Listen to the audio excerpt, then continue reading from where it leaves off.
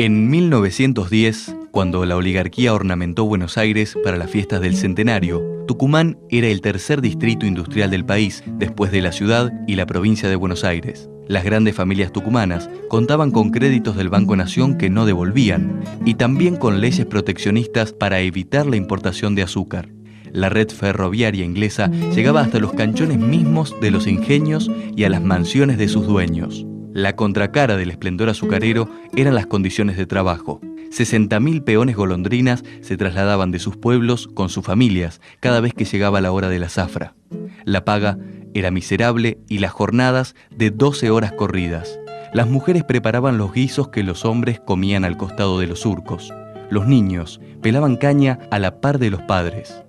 A mediados de los 60, en Tucumán, se producía más del 60% del azúcar del país.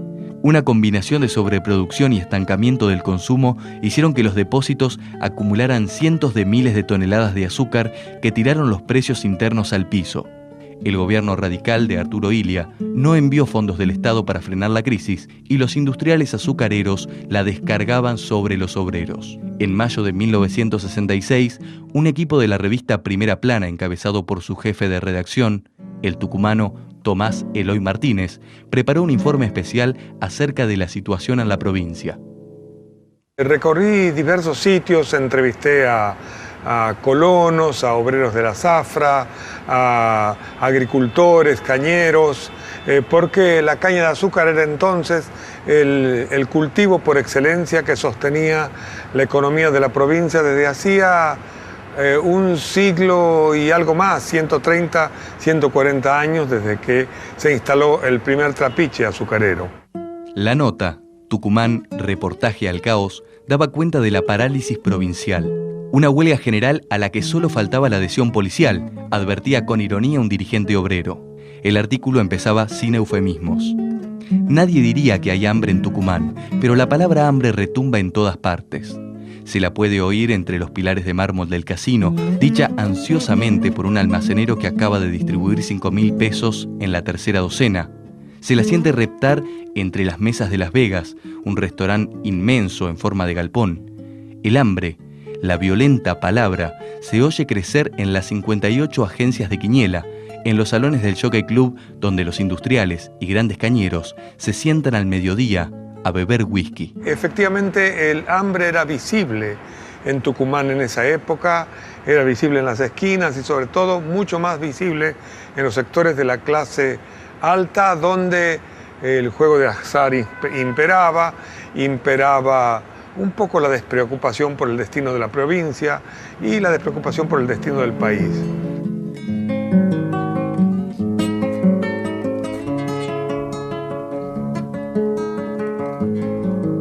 Y todavía quien recorra la ciudad de Tucumán y camine a orillas del río Salí, en las afueras de la ciudad capital, verá ejemplos superlativos y desconsoladores de esa miseria extrema. Tucumán está alzando la cabeza, es una provincia orgullosa, confiada en la importancia de su identidad, en haber sido la cuna de la independencia argentina, pero todavía hay mucho por hacer allí y mucho camino por remontar, mucha destrucción en el pasado, mucha destrucción por corregir en el futuro.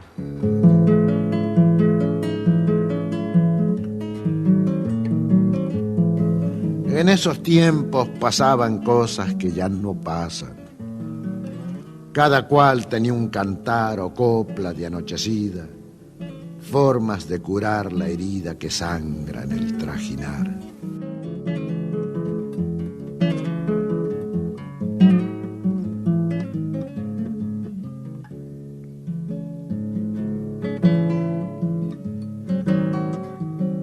Roberto Pucci es historiador. Su reciente libro, Tucumán 1966, Historia de la destrucción de una provincia, es un texto clave para comprender la tragedia de un pueblo que vivió históricamente del azúcar. Estamos acá en la sala de la Jura de la Independencia, en la Casa Histórica de Tucumán, el 9 de julio de 1966.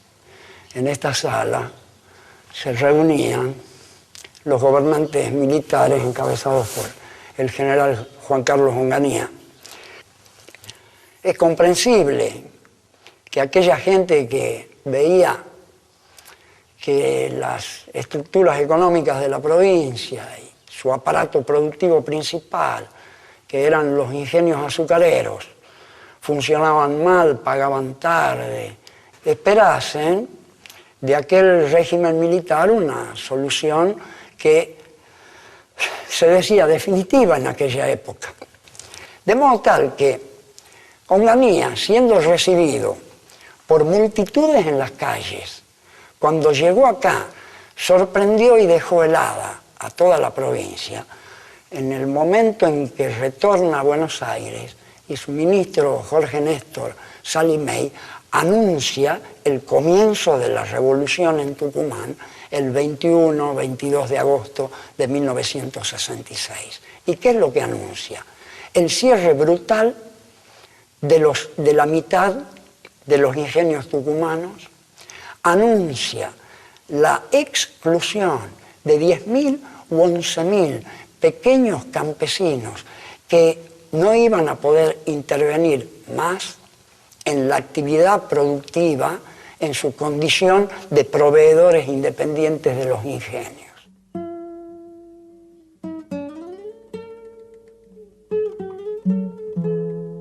El 28 de junio de 1966 se produjo el golpe contra Ilia. El general Juan Carlos Onganía asumió la presidencia. Los militares tuvieron la precaución de adelantarse unos pocos días a la celebración de los 150 años de la Declaración de la Independencia. Onganía, entorchado, encabezó el desfile y los festejos que congregaron a multitudes en Tucumán. El flamante dictador puso a Jorge Salimey como ministro de Economía. Era un empresario de la industria alimenticia vinculado a intereses de Estados Unidos y miembro del Opus Dei, como el mismo Onganía. A 2 meses del golpe, Onganía y Salimey pusieron en marcha el operativo Tucumán, cuyo eje era el cierre de la mitad de los ingenios. En ese momento, el humorista Flax, de Primera Plana, planteó con agudeza qué sería Tucumán 10 años después.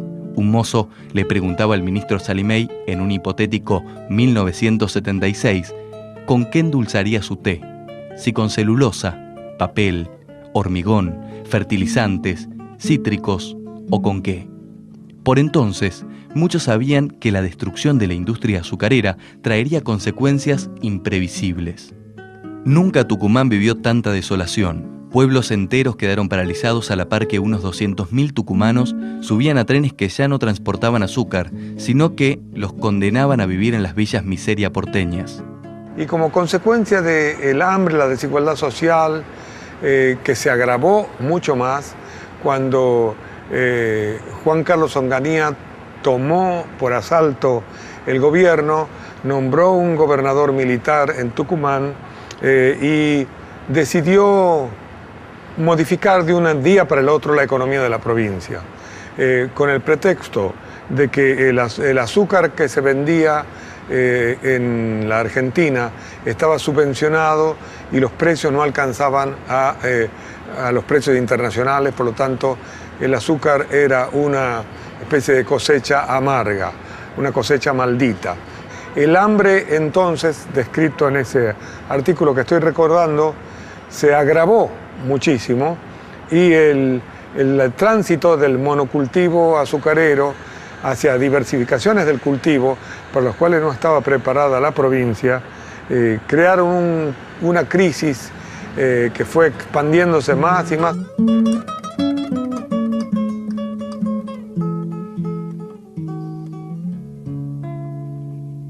Tucumán era una tierra de nadie, una tierra desamparada, un territorio abandonado, que la dictadura de Onganía convirtió en una especie de campo de Marte, en una tierra de desolación y de miseria.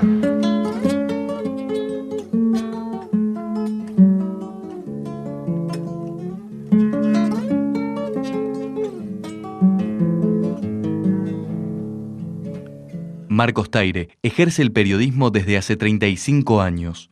Heredó el oficio de su padre, Juan Octaviano, que fue secretario de prensa de la Federación Obrera Tucumana de la Industria Azucarera y autor del libro Azúcar para el Monopolio.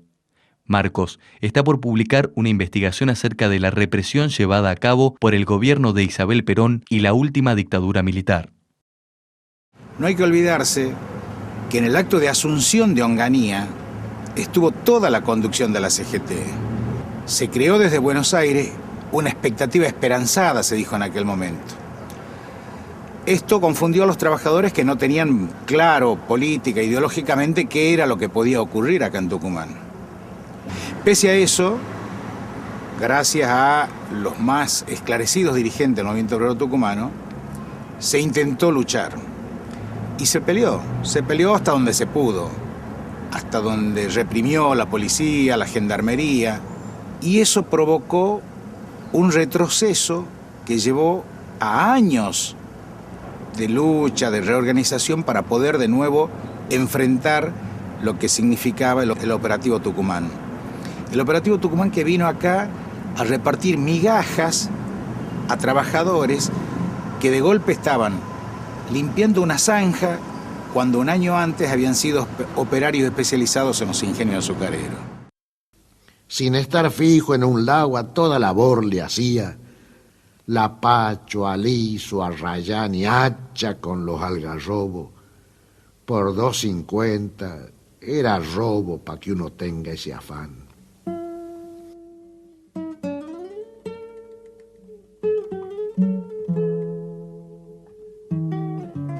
Santa Lucía era un pueblo típico surgido al impulso de la industria azucarera. El ingenio funcionaba desde principio de siglo y en 1966 ocupaba a 3.000 trabajadores entre obreros de fábrica y zafreros.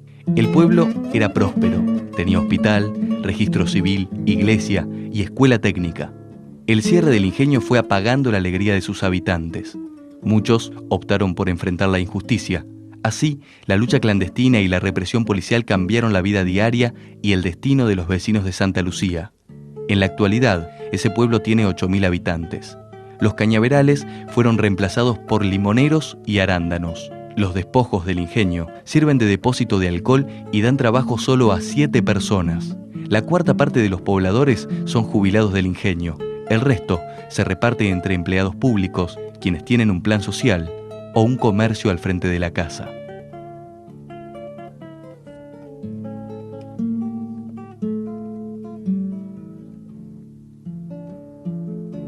Jorge Norri trabajó 24 años en el ingenio Santa Lucía. Fue despedido en 1967, cuando Onganía lo cerró de manera compulsiva. En la actualidad, preside un centro de jubilados cuya sede está comunicada a través de túneles con el ingenio que durante los años de represión sirvió como centro clandestino de detención.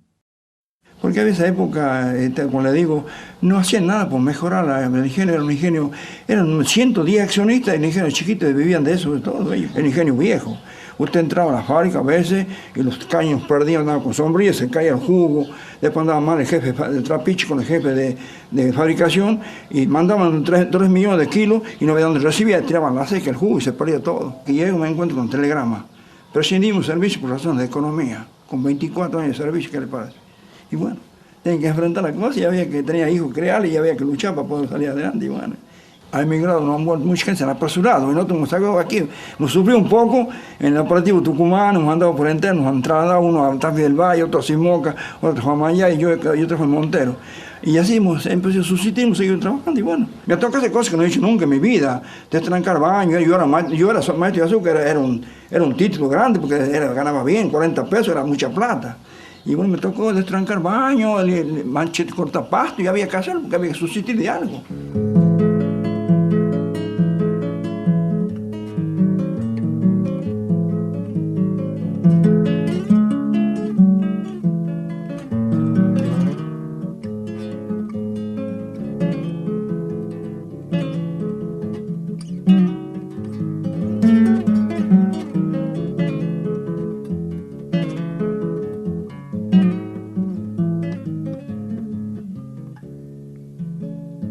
El gobierno militar trajo un plan de transportar de un modo militar a los trabajadores tucumanos que habían perdido sus fuentes de trabajo a esos territorios del sur. Pero ese plan que se llamó Operativo Río Negro u Operativo Cervantes, no duró más de 10 o 15 días el experimento.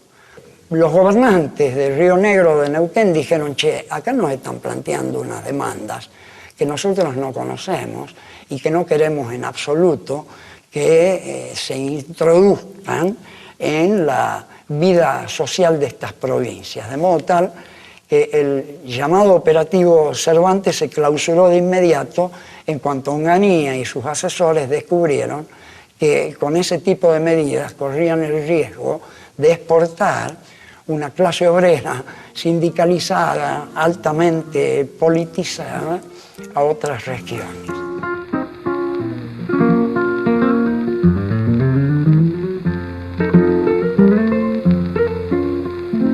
Tucumán fue, con lo que aconteció a partir de 1966, una especie de escenario precursor de las tragedias argentinas.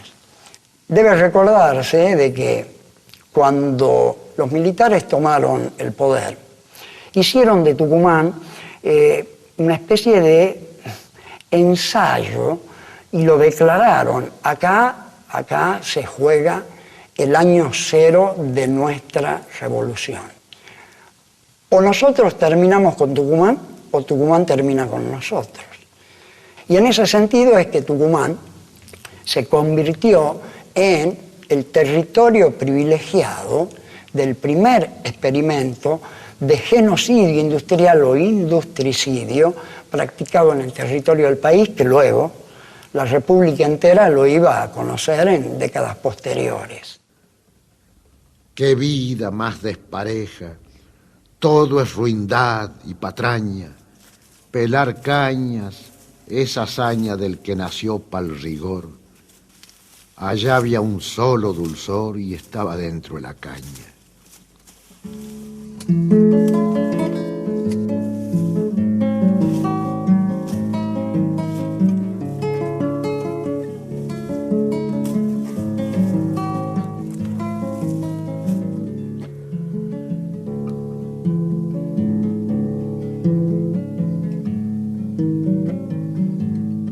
El contador Eduardo Jerez es experto en gestión de la industria azucarera. Desde hace 14 años es administrador del ingenio La Florida.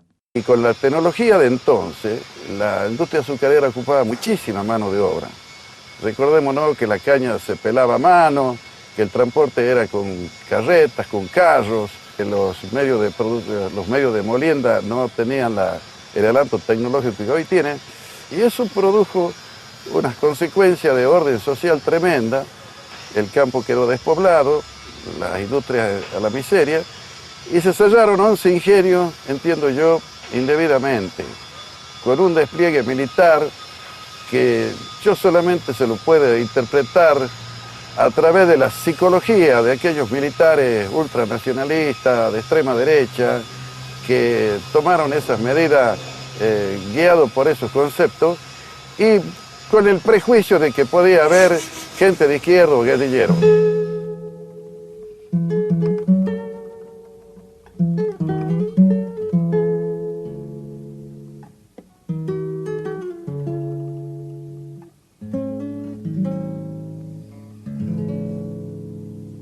El cierre de los ingenios no fue un operativo pacífico, como describían los diarios porteños, por ejemplo. Extínguense 8 ingenios en Tucumán, como sostuvo La Nación cuando se tomaba la medida brutal. No. El ingenio Santa Ana fue ocupado por la gendarmería, estuvo en un sitio en regla durante más de 20 días, sus obreros atrincherados dentro de la fábrica para que la misma no se cerrase. Parientes, mujeres, madres e hijos les tiraban milanesas por encima de las alambradas para que pudieran subsistir. Hasta que la orden vino, la gendarmería avanzó y ¿con quién se enfrentó? Con las mujeres con banderas argentinas que les decían, ustedes son soldados de la patria, no nos pueden atacar.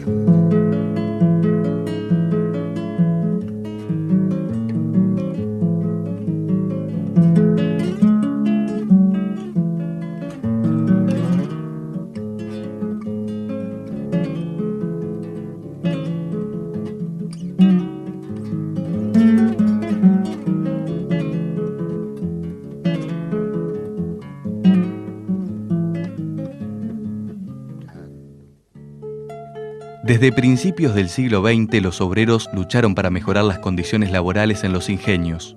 Sin embargo, los empresarios no reconocían a los representantes gremiales y enviaban a la Guardia Rural cuando se generaban protestas. La desaparición de muchos obreros, según la leyenda, era culpa de el familiar, una cruza de bestia y hombre que devoraba justo a quienes no cumplían con la disciplina patronal. El familiar es un mito campesino creado sobre todo por los antiguos patrones dueños de los ingenios, que suponía que quienes se escapaban, desertaban de esa situación de esclavitud que tenían los obreros, eran devorados en la selva o en los cañaverales por un perro que aparecía en las noches, al que se le llamaba el familiar. Por lo tanto, es un mito creado por la opresión, que nace de los opresores y que trata de acrecentar la sensación de esclavitud que tienen los obreros azucareros.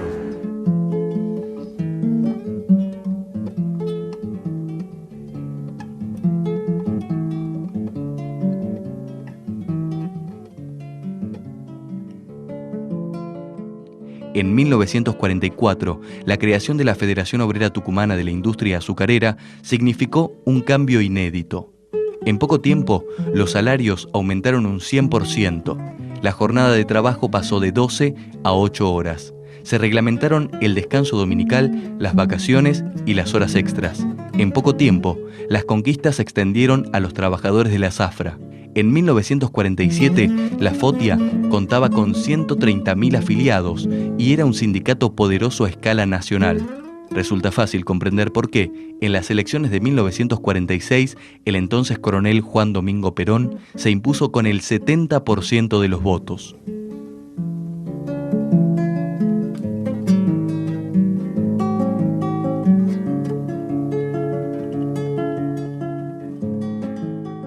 Este salón de actos se llama Coronel Perón y está igual que hace medio siglo.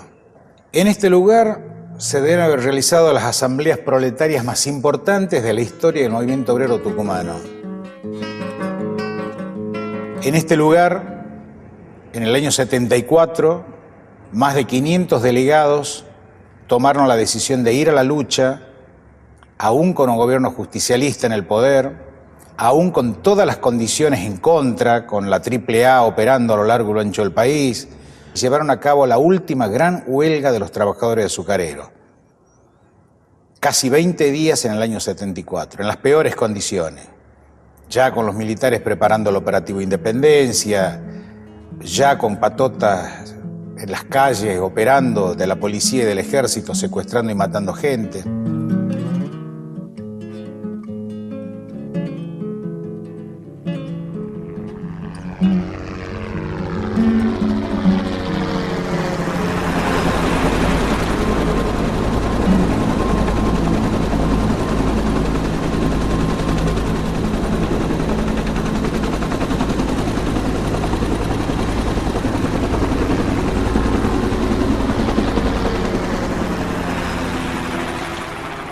Cuando el dictador Onganía regía los destinos del país, en 1970, el Partido Revolucionario de los Trabajadores decidió crear el Ejército Revolucionario del Pueblo. Desde sus inicios, algunos militantes se familiarizaban con los cerros y contaban entre sus filas a pobladores del lugar. En 1974, el ERP formó una unidad de guerrilla rural. Se llamó Compañía de Monte Ramón Rosa Jiménez y se desplegó en 3 pelotones a lo largo de 40 kilómetros de los cerros de la Conquija. Por esa época empezaron a reunirse en Tucumán las primeras células de protesta, las células fundadoras del ERP por un lado y las de la FARC, en casas de Tucumán, sobre todo por influencia de estudiantes universitarios. Se atribuía en ese momento, y no sin razón, que buena parte de la violencia había sido creada desde el poder por los malos políticos que intensificaban la mortandad infantil, el analfabetismo, la falta de acceso a formas mayores de educación y sobre todo la falta de acceso casi absoluta a la salud.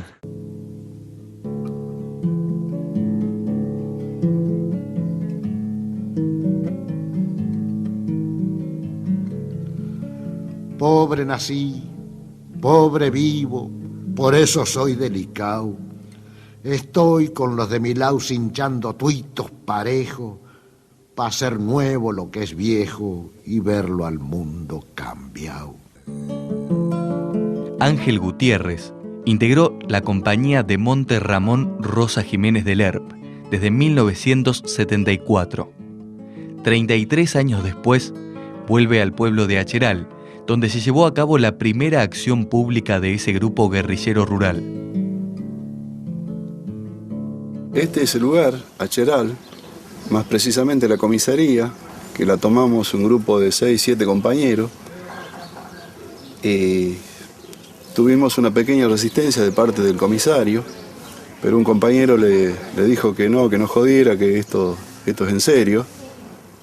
Entonces lo redujimos y el objetivo era hacer propaganda política acerca de la existencia de la compañía de Monte Ramón Rosa Jiménez en la zona, hacer conocer las ideas nuestras que nos motivaban para emprender este tipo de lucha.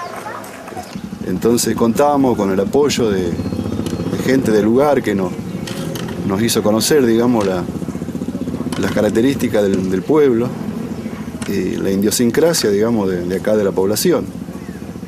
Tuvimos oportunidad de hablar en varios lugares y tuvimos una muy buena recepción, una buena acogida y bueno, después nos retiramos.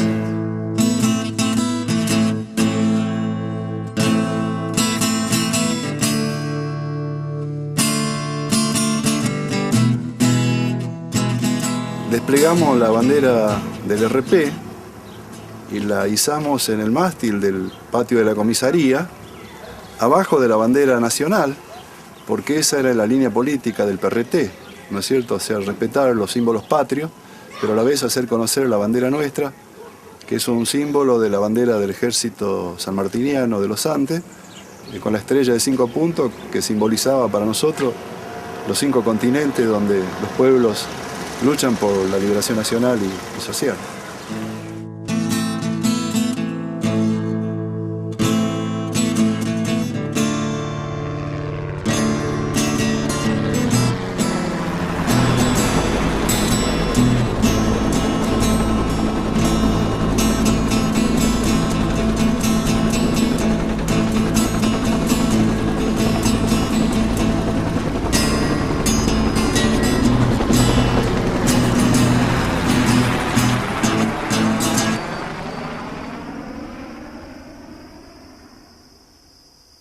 En febrero de 1975, Isabel Perón firmó un decreto para enviar efectivos militares a Tucumán. Llevó el pomposo nombre de Operativo Independencia y su jefe, el general Acdel Vilas, era amigo del ministro, asesor presidencial y jefe de las 3A, José López Rega. Aunque en lo formal los militares debían respetar a las autoridades provinciales y los derechos de los tucumanos, las patrullas de Vilas buscaban a sus enemigos ideológicos en todas partes, incluyendo las aulas, los sindicatos y las casas. La policía provincial fue de vital importancia en las pesquisas y los interrogatorios. El terror se había impuesto en Tucumán. A principios de 1976, Vilas fue reemplazado por el general Antonio Bussi. Un par de meses después, al asumir el dictador Jorge Rafael Videla, Bussi tuvo la suma del poder público, cerró la legislatura y relevó a los jueces que no eran adeptos. Ninguna actividad, ni pública ni privada, estuvo fuera del control represivo.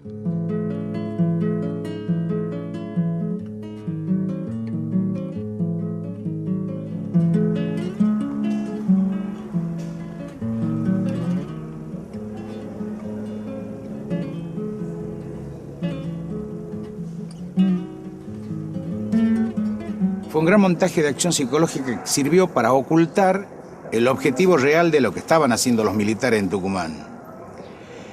Con el pretexto de erradicar la guerrilla, de combatir a la compañía de Monte, los militares se instalaron en Tucumán con un objetivo superior. La fuerza de tarea prácticamente no entraron nunca al monte. Son escasas las veces que hicieron patrullaje y les fue muy mal en esos patrullajes porque muchas veces por el miedo, el desconocimiento del lugar, la oscuridad, etc., se tirotearon entre ellos y se mataron entre ellos. Entonces, El elemento central para combatir a la Compañía de Monte fue la represión sobre los poblados cercanos al lugar donde operaba la Compañía de Monte.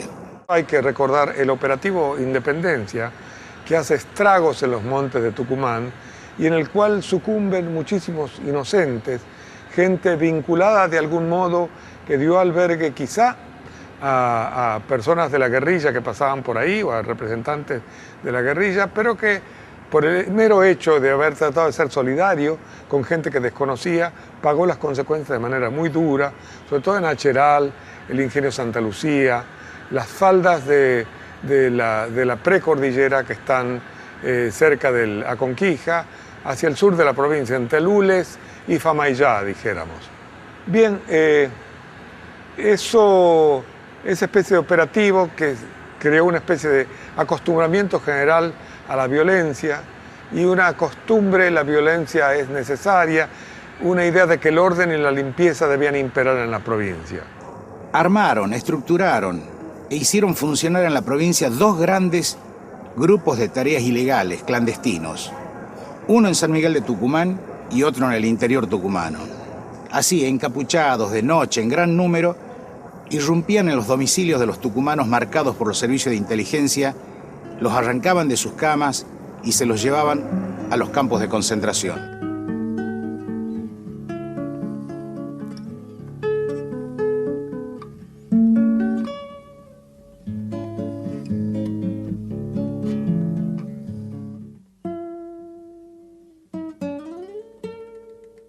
Vilas instaló su puesto de comando en Famaillá, al sur de la capital provincial. Ese pueblo empezó a ser escenario de interrogatorios y torturas. De inmediato, los vecinos tuvieron que convivir con el terror. Los militares hicieron que la escuela Diego de Rojas dejara de dar clases y la convirtieron en lo que llamaban lugar de reunión de detenidos. No era otra cosa que un centro de detención y exterminio de prisioneros ilegales. El mismo Vilas reconoció que durante los 11 meses que estuvo al frente del operativo Independencia pasaron por allí 1.507 detenidos. Algunos de los sobrevivientes pudieron reconstruir el horror.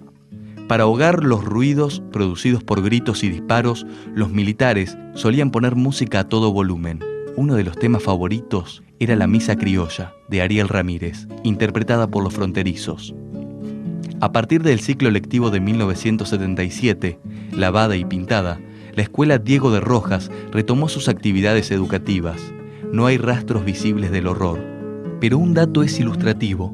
En la actualidad hay 1.200 alumnos y 800 de ellos provienen de familias pobres, es decir, cuyos ingresos no alcanzan para cubrir la canasta familiar. Tal vez otro habrá rodado tanto como he rodado yo. Y le juro, créamelo, que he visto tanta pobreza que yo pensé con tristeza, Dios por aquí no pasó.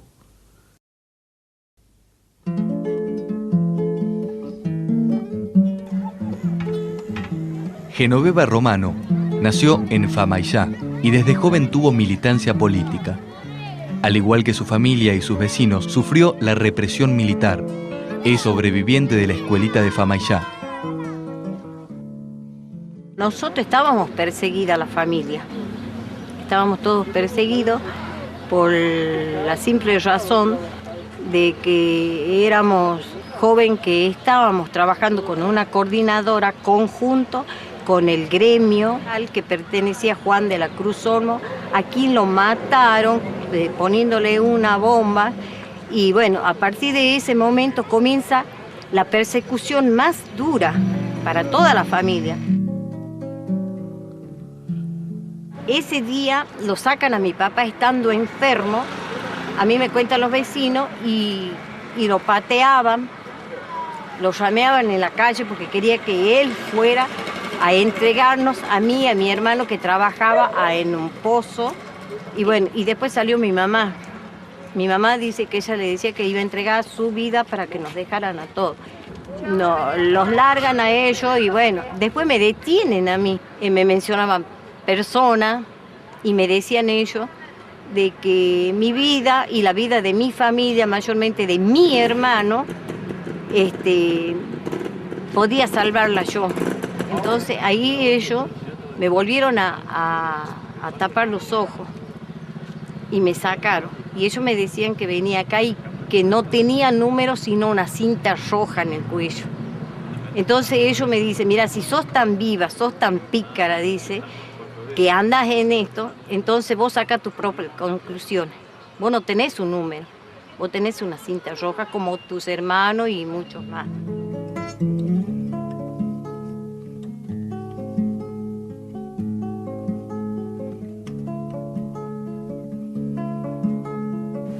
Todo lo que hace allá alrededor es nuevo. Esto sí, esto es a donde yo tenía, donde habitaba. Todo esto era celda. A lo que hace allá en la esquina, al fondo, hacia la mano izquierda, era la parte de donde llevaban a las torturas. O sea que torturaban, mataban y a donde hacían las atrocidades. Esa era una canchita que había ahí.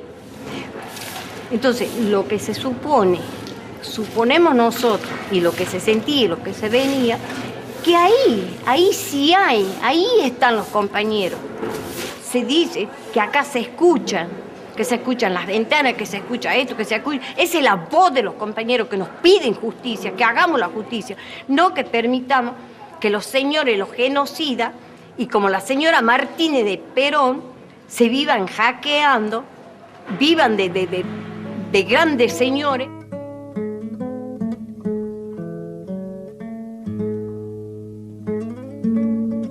Y que si yo tengo que volver hoy a salir por la misma causa, lo voy a salir, así tenga que caer en la calle muerta. Y si eso le llaman ser guerrillero, bregar por la justicia social, pues bien, yo soy guerrillera.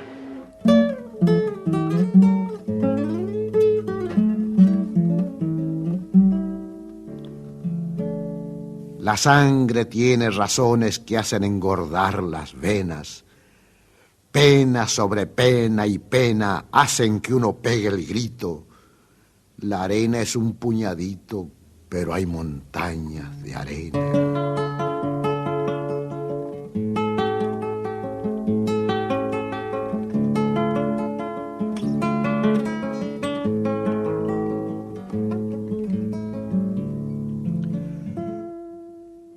Poco después de la muerte de Juan Domingo Perón, el ERP decidió redoblar el enfrentamiento armado.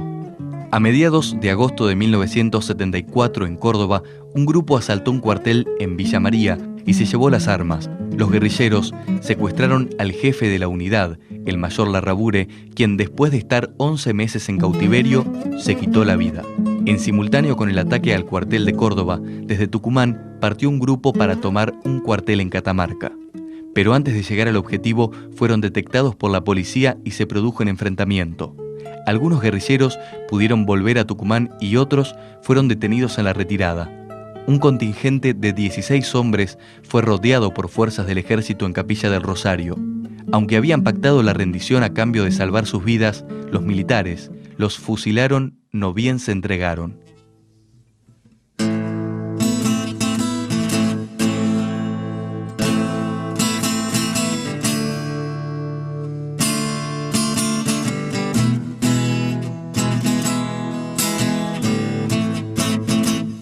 La dirección del PRT había decidido llevar a cabo una serie de copamientos de cuarteles del ejército con la idea estratégica de llegar a una negociación con el gobierno, que en ese momento había habido un gran avance de las bandas armadas, digamos, sobre el conjunto de los trabajadores y del activismo en general. Y a mí me toca ir con el grupo de la Compañía de Monte a la ciudad de Catamarca, donde teníamos que tomar el cuartel aerotransportado, el 17. Entonces la distribución que había de los compañeros que participábamos del operativo, que éramos alrededor de 45 compañeros, los que estaban adelante eran los que entraban primero y llevaban las armas más pesadas, digamos. Y yo estaba en la retaguardia porque la misión del grupo mío era volver con un camión con municiones y armamento. Y se fue dilatando porque el contacto decía que no se podía entrar, que había que esperar. Y bueno, nosotros llevábamos varias horas, incluso días, digamos, preparando la operación. Entre movilizarnos, no estábamos bien dormidos. Me acuerdo que estábamos en ese momento, digamos, llegó un momento que que yo me quedé dormido y muchos compañeros y nos despertamos en medio del tiroteo. En ese primer tiroteo yo me entero que muere mi hermano y un compañero tupamaro, que son los que estaban en la parte de adelante, porque ellos entran tirando la parte de adelante del colectivo. Y nosotros, los que estábamos atrás, nos tiramos, rompimos, digamos, los vidrios y nos tiramos y organizamos la resistencia y la defensa. Pero un grupo grande de compañeros, en la huida, disparan para un lugar equivocado, que nosotros sabíamos que eran cerros pelados, fácilmente, digamos, detectables e identificables, como lo que realmente pasó después cuando nos enteramos que lo fusilaron a todos los compañeros.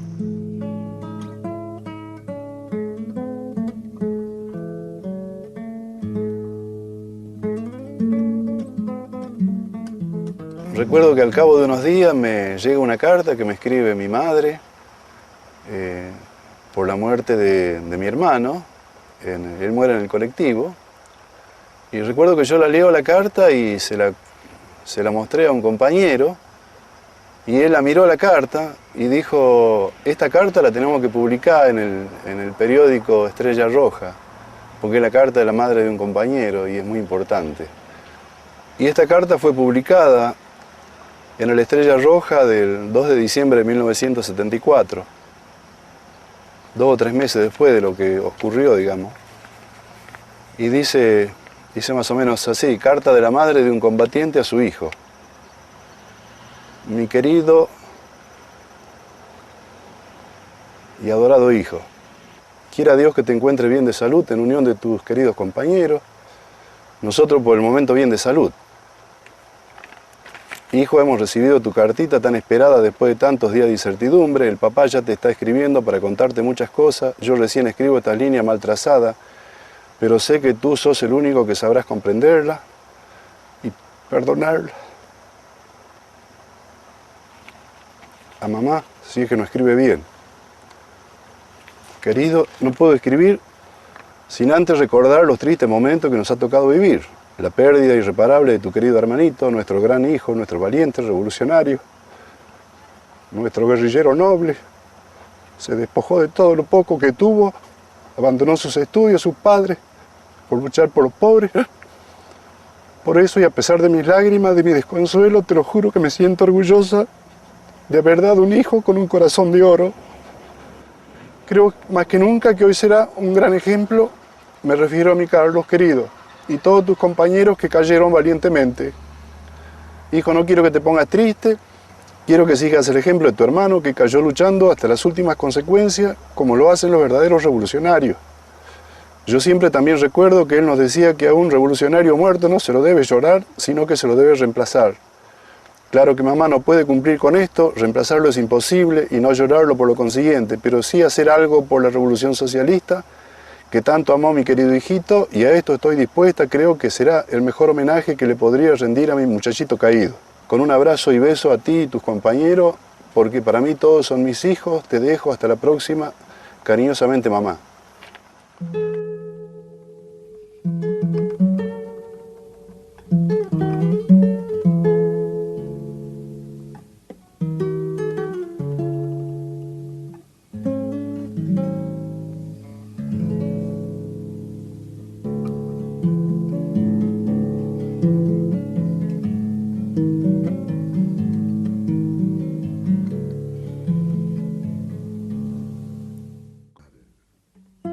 La orden de fusilar a los 16 guerrilleros en Catamarca partió del general Luciano Benjamín Menéndez, quien comandaba el tercer cuerpo del ejército. La Dirección Nacional del ERP decidió tomar represalias. Instruyó a sus militantes para que mataran oficiales del ejército de manera indiscriminada hasta llegar a 16, la cifra de la masacre de Catamarca. La espiral de violencia no tenía límites y la mayoría del pueblo se sentía ajena. Las simpatías y apoyos despertados por las organizaciones armadas durante la lucha contra la dictadura militar de Onganía y Lanuse se convertían ahora en confusión, miedo o rechazo directo. El peso, la fuerza de la guerrilla se magnificó en Tucumán. No eran tantos los guerrilleros armados que había en la provincia. No debían superar un número de 300 a 500. fácilmente reducibles por el ejército regular, que creo que liquidó la situación antes de que el golpe militar sobreviniera en marzo de 1976. De modo que esa escalada de violencia que se supone que hubo en Tucumán fue más bien episódica, aislada y usada como pretexto para someter aún más a la provincia. Aunque mucho he padecido, no me engrilla la prudencia. Es una falsa experiencia vivir temblándole a todo. Cada cual tiene su modo, la rebelión es mi esencia.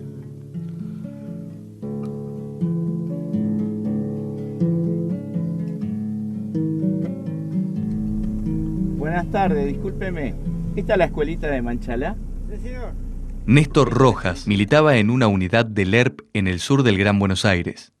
En 1975 fue enviado a Tucumán para participar del ataque al comando táctico del ejército en Famaillá. Nosotros veníamos por este camino. Había parado un Unimog ahí, casi junto a la escuela. Los primeros tiros habrán sonado como a las 3 de la tarde y habremos estado en ese lugar hasta las 10 de la noche, aproximadamente. Y a las 10 de la noche empezamos a retirarnos, que nos tiraban de por acá con una ametralladora pesada, veíamos pasar las balas trazadoras. Saltaron varios compañeros que veníamos de la escuela militar, de la segunda... No era la segunda, sería tercera o cuarta promoción de la escuela militar del Ejército Revolucionario del Pueblo. Y que habíamos aprobado todo venir aquí y estábamos yendo a Famaillá. Íbamos a tomar este camino. Y el objetivo nuestro era tomar el comando táctico y capturarlo al general Vilas, que estaba al frente del operativo Independencia. Este era el objetivo.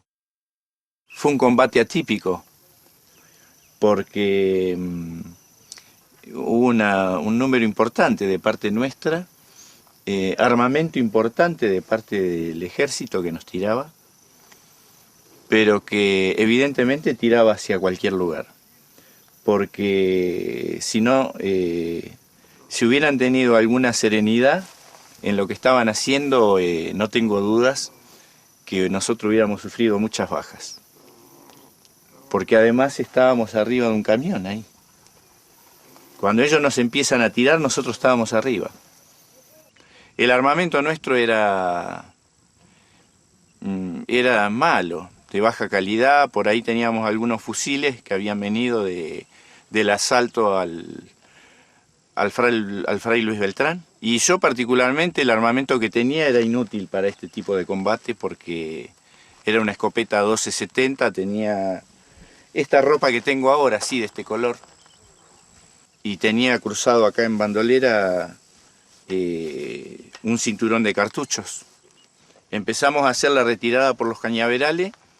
Me acuerdo que era una noche muy clara, y con una vanguardia de 3-4 compañeros que no íbamos turnando, se iba verificando el camino por el cual la columna iba a avanzar. Nos quedamos durante un día metidos en los cañaverales. Me acuerdo que comí mucha caña de azúcar, como no había comido nunca porque no comimos. Y bueno, ahí comenzó otra etapa muy difícil, que era poder retirarse después de haber combatido acá, en este lugar, y de que estaba el ejército y la policía vigilando todos los accesos y sobre todo los lugares importantes como la estación de trenes. Salí por la estación de trenes de Tucumán. Fui a la ventanilla, saqué boleto y había, me di cuenta, había hombres de la policía dando vuelta por la estación. Y después, con el boleto en la mano, me acuerdo que lo que primero hice fue acercarme a un grupo de familias que estaba ahí y hice una pregunta así, inicié una conversación y me pegué ahí al grupo familiar, que tenían algunos chicos. Me quedé conversando como si yo fuera parte del grupo, digamos. Y bueno, así hasta que subí al tren, y cuando pasé la banda bueno, recién se me fue la atención que tenía porque era una maniobra complicada y difícil retirarse por ese lugar.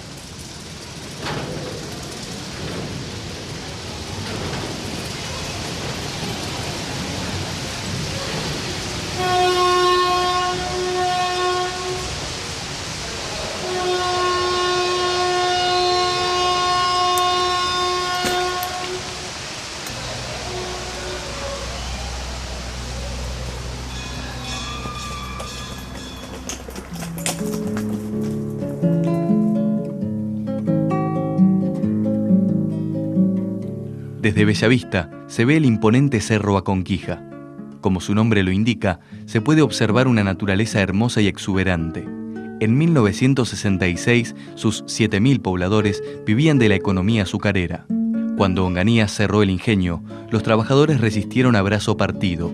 El joven dirigente Atilio Santillán se destacó en esas jornadas. En 1966 llegó a ser secretario general de la FOTIA.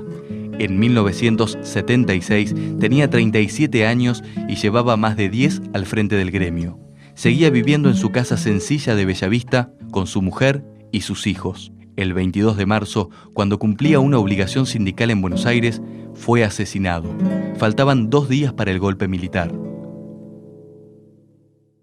Juana Rosa Navarro, la viuda del reconocido dirigente obrero Atilio Santillán, asesinado 2 días antes del golpe militar de 1976. Al igual que Atilio, nació en Bellavista, pueblo en el que crecieron y se educaron los 4 hijos del matrimonio. A 31 años de la muerte de su marido, así lo recuerda. Yo a Atilio lo conocí cuando tenía yo 17 años, y nos pusimos de novio y él vivía para el barrio de aquella zona y yo casi al frente de la casa de él, y él trabajaba en el ingenio. Y bueno, Atilio era una persona muy buena, él ayudaba a todo, no es como el tiempo de ahora, que los gremialistas únicamente ven por ellos que por el obrero. Antes él no, él peleaba por su gente. Porque yo le sabía decir, ay, Atilio, deja eso, dedícate al trabajo. No, dice, yo quiero ayudar a la gente y no quiero que vivan así como están viviendo. Y bueno, y esa era la lucha de él.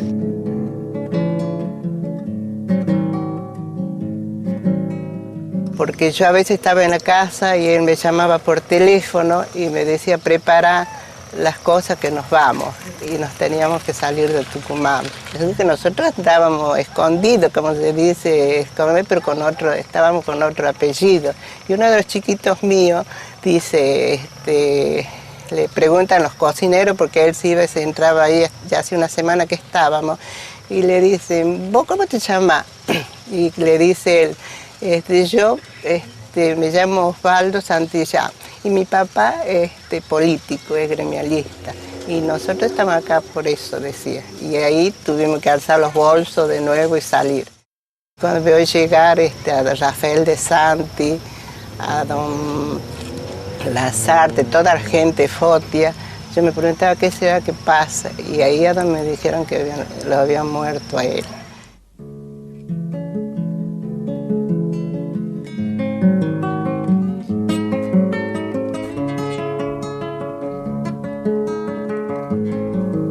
Yo sé que muchos dirán que peco de atrevimiento si largo mi pensamiento pa'l rumbo que ya elegí, pero siempre he sido así, galopeador contra el viento.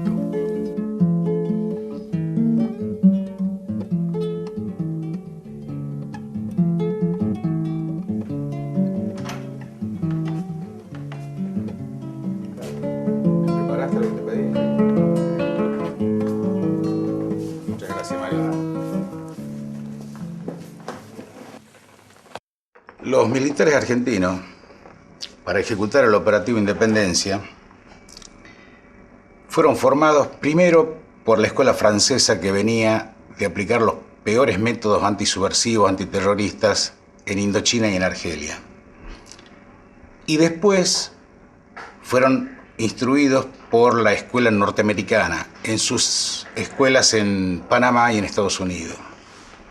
Vilas, en el libro que el comandante en jefe del ejército le impidió publicar, cuenta que él fue un discípulo de lectura, obviamente, porque no los tuvo de maestros personalmente, del general Trinquier y todos los militares de la Organización del Ejército Secreto de Argelia. Y Bussi estudió en la Escuela de Rangers de Estados Unidos, además fue a Vietnam. En Estados Unidos estuvo 2 veces y durante bastante tiempo, a tal punto que uno de sus hijos, que llegó a ser candidato a gobernador de la provincia de Tucumán, nació allá. Sin el fanatismo que le inculcó la Iglesia Católica a los militares argentinos, probablemente no se hubiera podido llevar a cabo el genocidio. Y ese fanatismo está presente en la formación de los cadetes de los colegios y liceos militares desde la década del 30. Acá en Tucumán, el apoyo de la Iglesia Católica a la represión durante el operativo Independencia fue total y absoluto. Las Fuerzas Armadas tenían apoyo de sectores civiles y de la Iglesia Católica. Por caso, el sacerdote Aníbal Fosbery, rector de la Universidad del Norte Santo Tomás de Aquino, integraba la llamada Comunidad de Servicios de Inteligencia que elaboraba las listas negras utilizadas durante el operativo Independencia. En diciembre de 1975, en coincidencia con el golpe anunciado por los militares, el presidente de la Conferencia Episcopal Argentina, Adolfo Tortolo, dijo que era imperioso purificar la Argentina. Tiempo después, el representante del Vaticano en la Argentina, Pío Laghi, visitó Tucumán. Los diarios locales señalaron la importancia de su apoyo al accionar militar. Las palabras de Pío Laghi, compañero de tenis del almirante Emilio Macera y amigo del embajador norteamericano en Argentina, Robert Hill, no dan lugar a equívocos. El país tiene una ideología tradicional y cuando alguien pretende imponer otro ideario diferente y extraño a la nación, reacciona como un organismo con anticuerpos frente a los gérmenes, generándose así la violencia.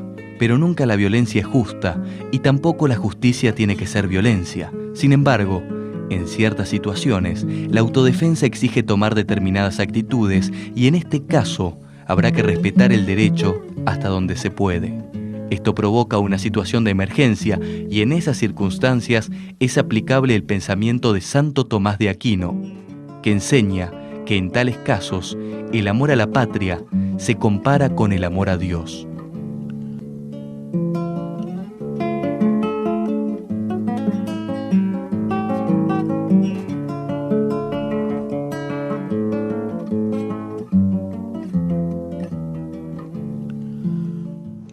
Probablemente el eje central de toda la campaña de acción psicológica que desplegó la inteligencia militar para desinformar, para mentir, para ocultar, para brindar una imagen de guerra, enfrentamiento y combate que no existían, la llevó a cabo a través de la prensa nacional. Y acá en Tucumán, a través de un diario y un canal de televisión. A través de la prensa nacional lo hizo con la agencia Telam como el baluarte de esa desinformación. Al mismo tiempo, los diarios de Buenos Aires, fundamentalmente La Nación y Clarín, brindaron una cobertura a la medida de la que necesitaban los militares. Y acá en Tucumán, La Nación y Clarín tuvieron 2 corresponsales paradigmáticos de lo que es el apoyo, la complicidad con el genocidio.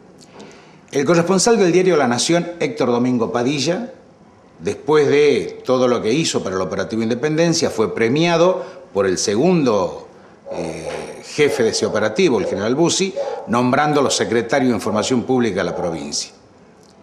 El corresponsal del diario Clarín, durante todo el operativo Independencia, reflejó el pensamiento de la inteligencia militar y publicó lo que necesitaban los militares. Entre otras cosas, tuvo la desfachatez de decir que esa represión, ese operativo Independencia, ese genocidio, era la respuesta del ejército a la intolerancia ideológica. Ese hombre hoy es una figura importante del periodismo nacional, Joaquín Morales Solá. Afortunadamente, no todos los periodistas tucumanos tuvieron esa actitud. 2 de esos compañeros que mantuvieron la dignidad fueron Eduardo Ramos y Maurice Yeller. A ellos les costó la vida. Eduardo Ramos era un brillante periodista y poeta trabajador del diario Noticias de acá, vespertino de esta ciudad, y de Canal 10 de la Universidad de Tucumán. Maurice Yeye era un excelente corrector de pruebas del diario La Gaceta, donde también escribía algunas colaboraciones.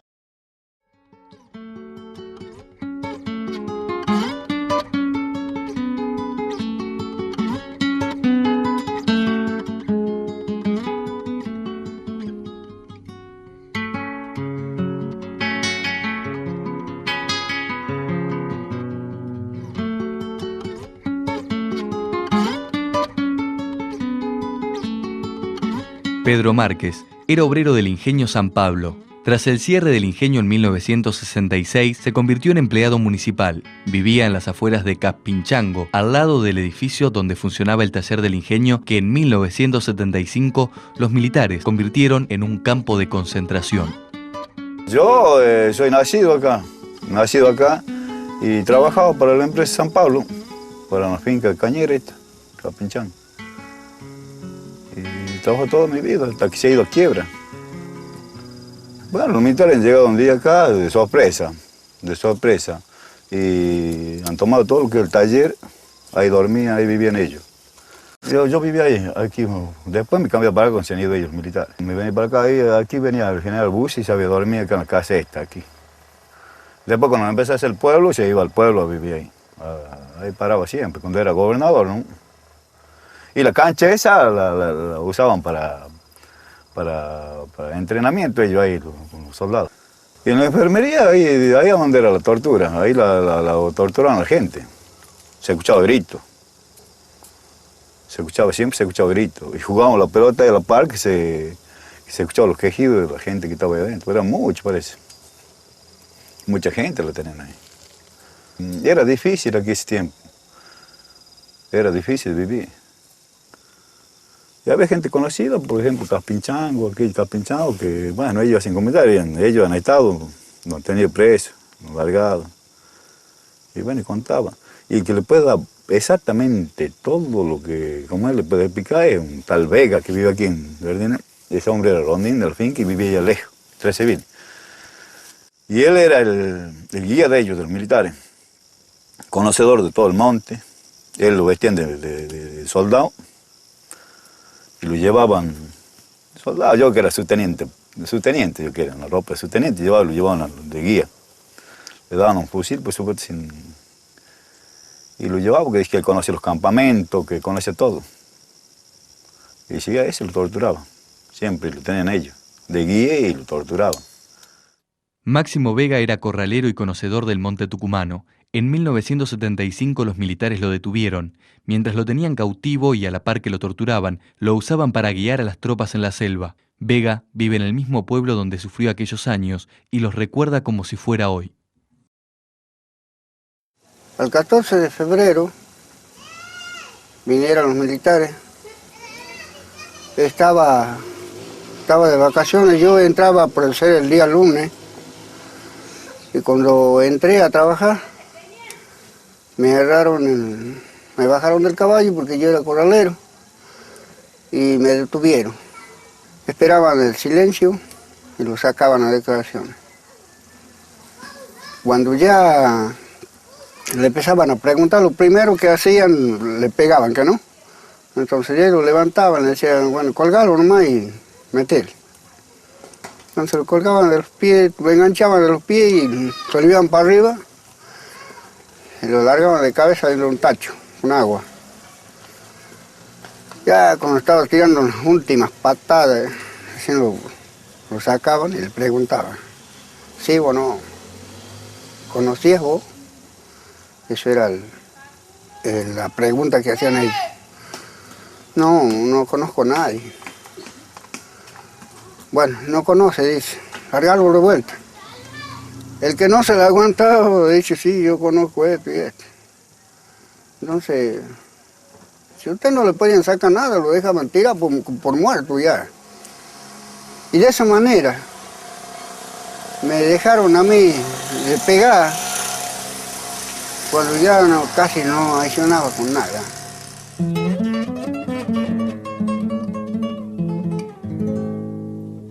El general Bussi, aplicó algunos de los conocimientos adquiridos en sus viajes a Vietnam.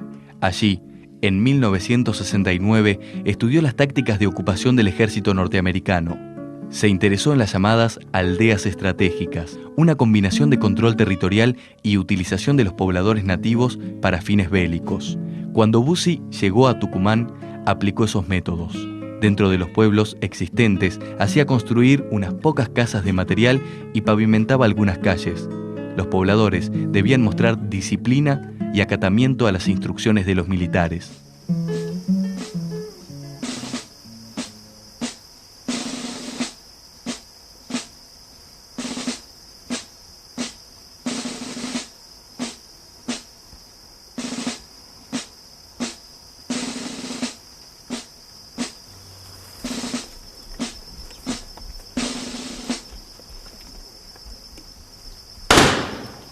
El 5 de septiembre de 1975 murió el subteniente Rodolfo Verdina.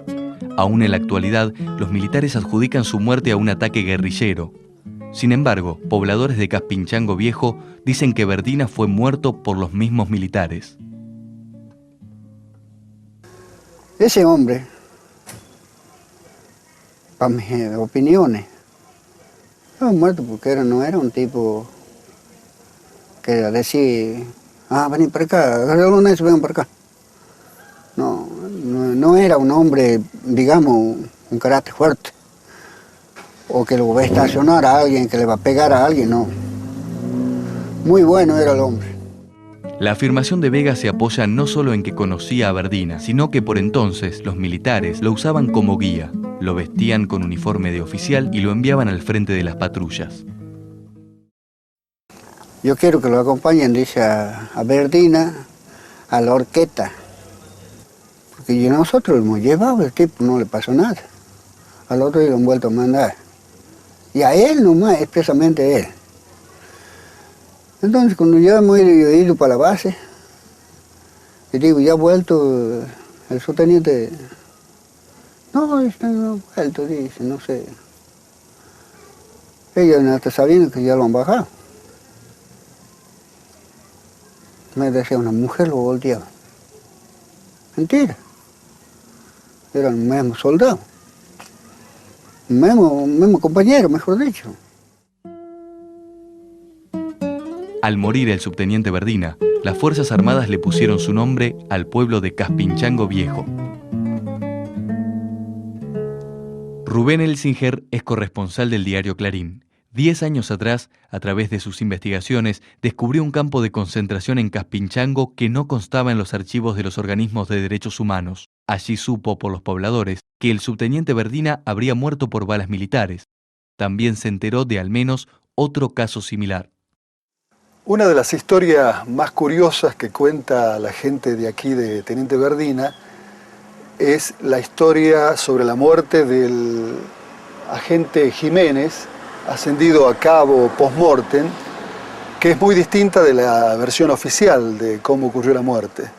Según la historia oficial, este policía fue muerto, cayó en combate contra la guerrilla. Según la historia que cuentan muchos vecinos de este pueblo, en realidad los hechos ocurrieron así. La familia de este policía vivía en un lugar cercano al pueblo que se llama Los Laureles, y por allí había sido visto un día, allá por el año 75, una partida de la compañía de montes Ramón Rosa Jiménez del ERP, y alguien dio aviso a las fuerzas del ejército que estaban estacionadas en el ingenio Fronterita. El agente Jiménez estaba en ese momento en su casa, salió arma en mano al escuchar el ruido del helicóptero, y desde el helicóptero lo ametrallaron.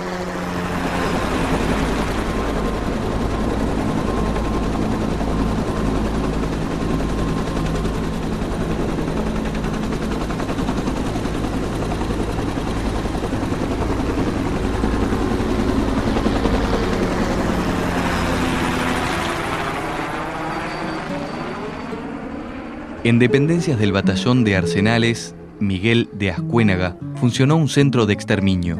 Allí fueron asesinados más de 900 prisioneros, desde estudiantes hasta combatientes del ERP y montoneros, pasando por dirigentes gremiales de ingenios como Lules, Bellavista y La Florida.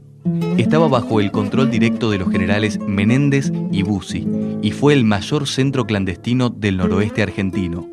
Por primera vez, luego de 31 años, Osvaldo Pérez volvió al campo de concentración donde pasó un año entero de su vida.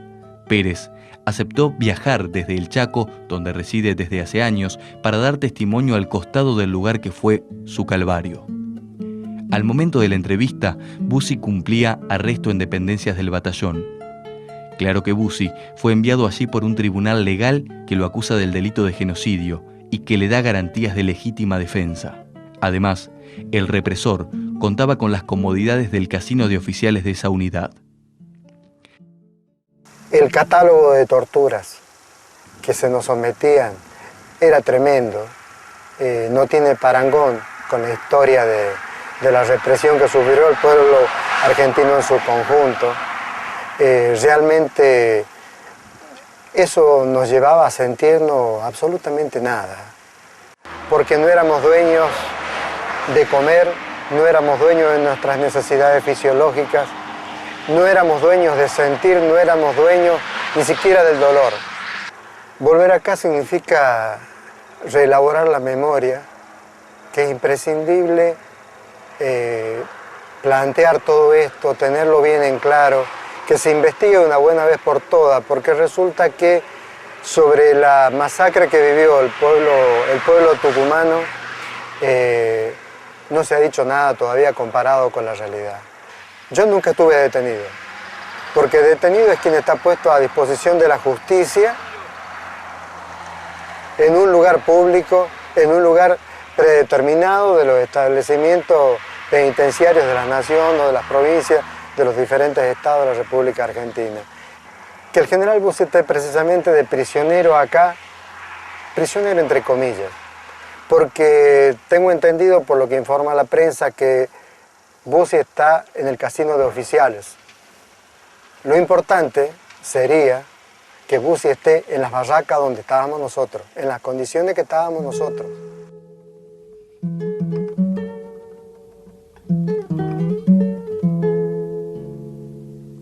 Antonio Gómez nació en la provincia de Santa Cruz y es abogado. En 2001 se presentó al concurso para cubrir la vacancia de la Fiscalía General de la Cámara Federal de Apelaciones de Tucumán.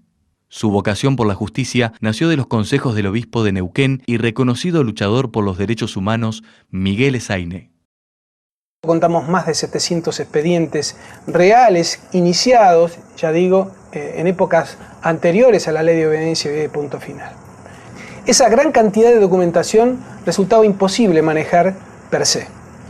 Con la ayuda de la Secretaría de Derechos Humanos de la Nación, firmamos un convenio en donde con personal calificado hemos escaneado todos esos documentos, lo hemos transformado en una imagen, lo pasamos por un programa de computación y ahora leemos digitalmente los expedientes de derechos humanos, especialmente los muy viejos que son en un papel que está de características frágiles, ¿no?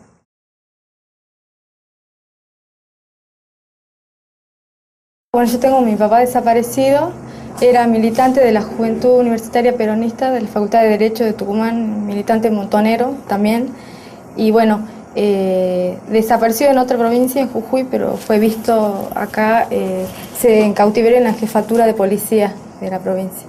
Mi papá se llamaba Adán Rodolfo Leiva, era militante del ERP y lo asesinaron en octubre del 75. Lo secuestraron en septiembre y apareció como en un enfrentamiento fraguado, muerto con otras personas, pero por las investigaciones sabemos que lo mataron en el Colegio de Comayá. A partir del año 2004 fuimos convocados por la política de derechos humanos del presidente actual para trabajar en una comisión de derechos humanos que se encargue de la reapertura de los juicios por las causas de la dictadura en Tucumán. Tenemos, creo, un compromiso personal y político con la justicia. Claro, eso que te decíamos también lo vemos nosotros con los testigos, sí, que últimamente se están acercando acá a prestar testimonio un montón de gente, que eso nos ayudó muchísimo en la investigación, avanzamos muchísimo que nunca antes se acercó a pesar de las amenazas y todo eso. Siempre la verdad histórica supera a lo que una causa penal o un proceso penal pretende, por más que nosotros incluimos en la valoración, la Fiscalía lo tiene como política, toda la cuestión social y política. Una de las cosas que es importante, por ejemplo, desde la Fiscalía, que Emilio Ferrer y Félix Kraus, los dos fiscales de primera instancia, fueron uno de los primeros en separar bien los hechos del periodo democrático y del proceso militar y pedir la declaración indagatoria de María Estela Martínez de Perón, por ejemplo. No en cualquier sociedad se produce lo que se produjo acá, donde a través de la democracia, a través de un voto popular, se legalizó a Bussi, quien era un genocida, en un cargo político. Yo creo que hay que hacer un análisis de todas esas circunstancias para poder interpretar cabalmente cuál es el tema.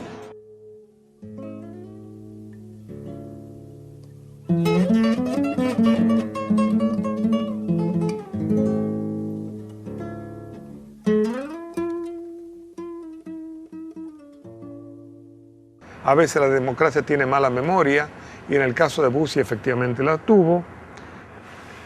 Bussi ocupa su lugar como gobernador militar y empobreció en verdad mucho más a la provincia, aunque él haya sostenido en algún momento lo contrario. Las víctimas, las muertes fueron multiplicándose con el pretexto de que había que imponer orden contra el desorden del gobierno de Isabel. Y sobre todo creo que hay que tomar clara conciencia de lo que era esa época. Imagínense, hay fotografías, testimonios claros de que Bussi, cuando era gobernador ya civil, gobernador democrático, recibía a mucha de la gente, hay fotos publicadas en el diario La Gaceta de Tucumán, recibía a mucha de la gente con una pistola militar sobre la mesa. ¿Sí? Es una forma de amedrentar y es inolvidable y muy conocida la foto del general Menéndez con un puñal en la mano cuando algún periodista le hace una pregunta inconveniente. Por la fuerza de mi canto conozco celda y penal, con fiereza sin igual más de una vez fui golpeado y al calabozo tirao como tarro al basural. Y me pongo a pensar y digo, y mis compañeros, ¿quién le valora el dónde estás? ¿Quién respeta el dónde estás? Porque me duele de no ver la justicia, como la vi a la madre que vino de Plaza de Mayo, una persona deshecha que vino, entró y se agarró en la reja y le hablaba como si su hijo estuviera ahí. ¿Quién le calma el dolor a esa madre?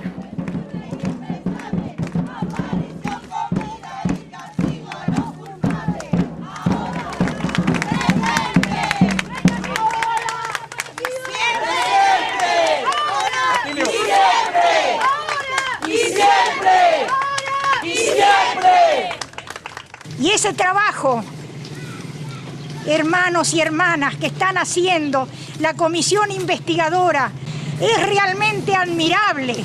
Es necesario que colaboren, no tengan miedo, den su testimonio, ayuden, apoyen a estos jóvenes que vienen desde tan lejos para esclarecer, porque no va a haber justicia si no llegamos a la verdad.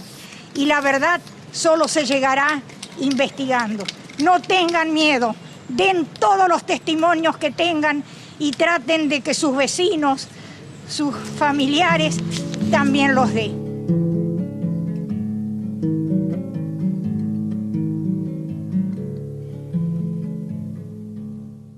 Aplicar la ley no tiene ideología. Y en el caso particular de Bussi, lo único que pretendemos es que se aplique la ley y los tratados internacionales. Él sostiene que no, que nosotros somos los traidores a la patria, él es el héroe, y que de todos los hechos él lo volvería a repetir con la misma intensidad, aun cuando niega puntualmente cada uno de los hechos concretos que se le ha señalado. Definitivamente tenemos que hacer los juicios orales antes de que se mueran. Si estos generales mueren en prisión preventiva, van a ser mártires. y sus tumbas van a ser lugares de adoración. Y esto hay que advertirlo. Es importante hacer los juicios orales lo antes posible para obtener condenas. Por eso la importancia de un juicio oral. Si nosotros hacemos el juicio oral en Tucumán, le vamos a mostrar a la sociedad tucumana que esto que vienen declamando las organizaciones de derechos humanos no es un invento del marxismo, ni de la izquierda, ni de cosas por el estilo. Es una verdad, es una historia que ocurrió en Tucumán y que hay que condenar a los responsables por eso. Lo que nos hizo dichosos tal vez se pueda olvidar. Los años en su pasar mudarán los pensamientos, pero angustias y tormentos son marcas que han de durar.